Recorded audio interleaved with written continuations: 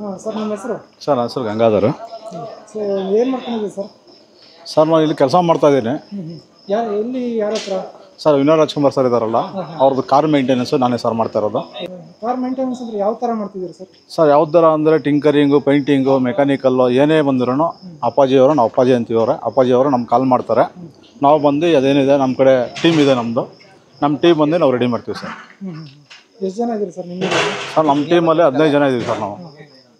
ಈಗ ಯಾವುದೇ ಕಾರ್ ತಂದ್ರೂ ಸರ್ವಿಸ್ ಮಾಡಿಕೊಡ್ತಾರೆ, ಯಾರೇ ತಂದುಕೊಟ್ರು ಮಾಡ್ತೀರಾ? ಹೌದು ಸರ್. ಎಲ್ಲಿದೆ ನಿಮ್ಮ ಸರ್ವಿಸ್? ಸರ್ ನಮ್ಮದು ಸರ್ವಿಸ್ ಸೆಂಟರ್ ಇಲ್ಲ ಸರ್, ನಮ್ಮದು ಅಮ್ಮ ವೆಹಿಕಲ್ ಕೇರ್ ಅಂತ ಒಂದು ಯೂಟ್ಯೂಬ್ ಚಾನಲ್ ಮಾಡ್ಕೊಂಡಿದ್ದೀನಿ. ಆ ಯೂಟ್ಯೂಬ್ ಚಾನಲಲ್ಲಿ ನೋಡ್ಕೊಂಡು ಫೋನ್ ಮಾಡ್ತಾರೆ. 25 ಕಿಲೋಮೀಟರ್ಸ್ ಒಳಗಡೆ, ನಾನು ನೆಲಮಂಗಲದಲ್ಲಿ 25 ಕಿಲೋಮೀಟರ್ ಒಳಗಡೆ ಯಾರಾದ್ರು ಕಾಲ್ ಮಾಡಿದ್ರೆ ಅವ್ರ ಮನೆ ಬಾಗಿಲಿಗೆ ಹೋಗಿ ಕೆಲಸ ಮಾಡ್ಕೊಡ್ತೀವಿ ಸರ್ ನಾವು. ನೀವು ಅವ್ರ ಮನೆಗೆ ಹೋಗಿ ಅಲ್ಲೇ ವೆಹಿಕಲ್ನ ಸರ್ವಿಸ್ ಮಾಡ್ಕೊಡ್ತೀರಾ? ಹೌದು ಸರ್. ಈಗ ಸಪೋಸ್ ಏನಾದ್ರು ಸ್ಪೇರ್ ಪಾರ್ಟ್ಸು ಏನೋ ಪ್ರಾಬ್ಲಮ್ ಆಗಿರುತ್ತೆ, ಹೋಗಿರುತ್ತೆ, ರೀಪ್ಲೇಸ್ಮೆಂಟ್ ಎಲ್ಲ ಯಾವ ಥರ ಮಾಡ್ತೀರಾ ಸರ್? ಅದು ನಾವೇನು ಮಾಡ್ತೀವಿ ಅಂದರೆ ನಮ್ಮ ಕೈಲಾಗಾದ್ರೆ ಮಾಡ್ತೀವಿ, ಇಲ್ಲ ನಮ್ದು ಗ್ಯಾರೇಜ್ ಇದೆ, ಗ್ಯಾರೇಜಿಗೆ ಕಳ್ಸ್ಕೊತೀವಿ ನಾವು. ಗ್ಯಾರೇಜಿಗೆ ಕಳ್ಸ್ಕೊಂಡು ಗ್ಯಾರೇಜಲ್ಲಿ ಮಾಡ್ಕೊಡ್ತೀವಿ ಸರ್ ನಾವು.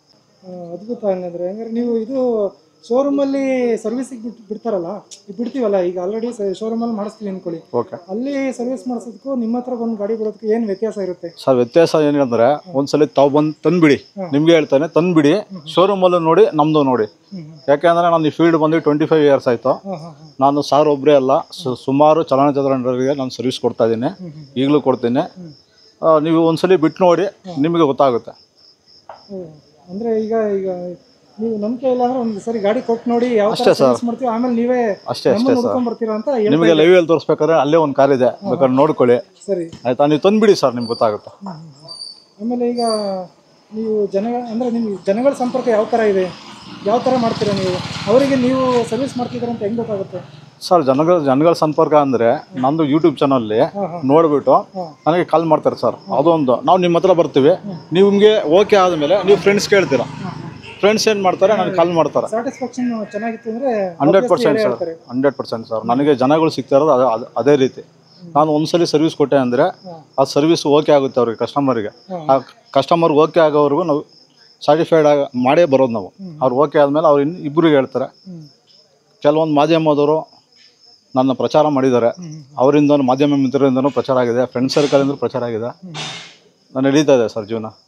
ಒಳ್ಳೆದಾಯ್ತು, ತುಂಬ ಖುಷಿ ಆಯಿತು. ಆಮೇಲೆ ಇನ್ನೊಂದು ಲಾಸ್ಟ್ ಕ್ವಶನ್ ಕೇಳೋದು ಮರ್ತೆ. ಹೇಳಿ ಸರ್. ಈಗ ಸರ್ವಿಸ್ ಆಥರೈಸ್ಡ್ ಸರ್ವಿಸ್ ಸೆಂಟ್ರಲ್ಲಿ ಇರುತ್ತಲ್ಲ, ಅಲ್ಲಿ ಪ್ರೈಸ್ಗೂ ನಿಮ್ಮ ಪ್ರೈಸ್ಗೂ ವ್ಯತ್ಯಾಸ ಅಂದರೆ ಏನು ಡಿಫ್ರೆನ್ಸ್ ಇದೆ ಸರ್? ಡಿಫ್ರೆಂಟ್ ಏನಿದೆ ಅಂದರೆ ಅಲ್ಲಿಂದು ನನ್ನ ತಿಳಿದ ಮಟ್ಟಿಗೆ ಕೆಲವೊಂದು ರೀತಿ ನೀತಿ ಅನ್ನೋದು ಇರುತ್ತೆ.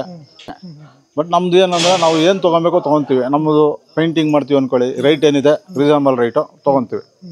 ಈಗ ಪೇಂಟಿಂಗ್ ಅಲ್ಲ ಸರ್, ಈಗ ವರ್ಷಕ್ಕೊಂದ್ಸರಿ ನಾರ್ಮಲ್ ಆಗಿ ಎಲ್ಲ ವೆಹಿಕಲ್ಲು ಸರ್ವಿಸ್ ಮಾಡಲೇಬೇಕು. ಹೌದೌದು. ಎಲ್ಲ ಕಾರ್ಗಳಿಗೂ ವರ್ಷಕ್ಕೊಂದ್ಸರಿ ಇಲ್ಲ 10,000 ಕಿಲೋಮೀಟರ್ಗೆ ಒಂದ್ಸರಿ ಸರ್ವಿಸ್ ಮಾಡಲೇಬೇಕು. ಹೌದು.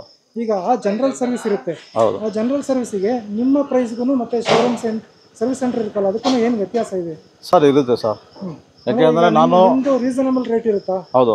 ಯಾಕೆಂದರೆ ನಮ್ಮ ಕೆಲಸದಲ್ಲಿ ನಾವು ಹೇಳ್ತೀವಿ, ಅದು ಮೆಕ್ಯಾನಿಕ್ ಕೆಲಸ, ಅದು ನಾವು ಮಾಡಿಸ್ತೀವಿ.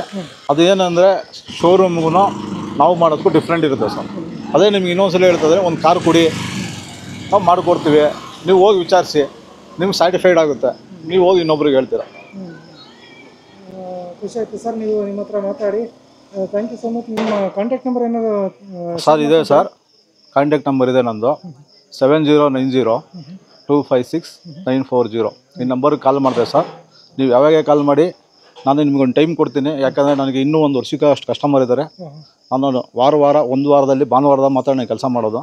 ಮಿಕ್ಕಿ ಟೈಮಲ್ಲಿ ಬೇರೆ ಕಂಪ್ನಿಯಲ್ಲಿ ಕೆಲಸ ಮಾಡ್ತಾ ಇರ್ತೀವಿ. ಹುಡುಗರು ಇರ್ತಾರೆ, ಎಮರ್ಜೆನ್ಸಿ ಅಂದರೆ ಕಳಿಸ್ಕೊಡ್ತೀನಿ ನಾನು.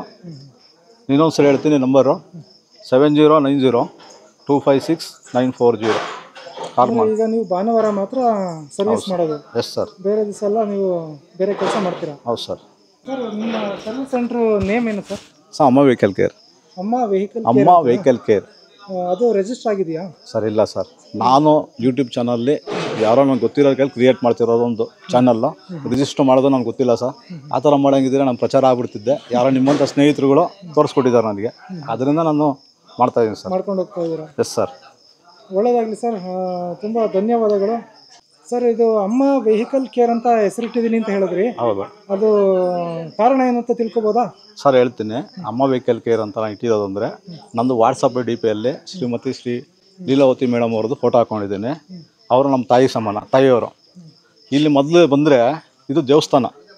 ಫಸ್ಟು ಬಂದರೆ ಇಲ್ಲಿ ಏನು ಮಾಡ್ತಾರೆ ಅಂದರೆ ಪ್ರಸಾದ ಕೊಡ್ತಾರೆ, ಆಮೇಲೆ ಕೆಲಸ ಮಾಡಿಸ್ತಾರೆ. ಯಾರೇ ಬರಲಿ ಅಮ್ಮವರು ಸ್ವಂತ ಮಗನ ಥರ ನೋಡ್ಕೊತಾರೆ. ನಾವು ಅವ್ರ ಮಗನೇ, ಸ್ವಂತ ಮಗನ ಥರ ನೋಡ್ಕೊತಾರೆ.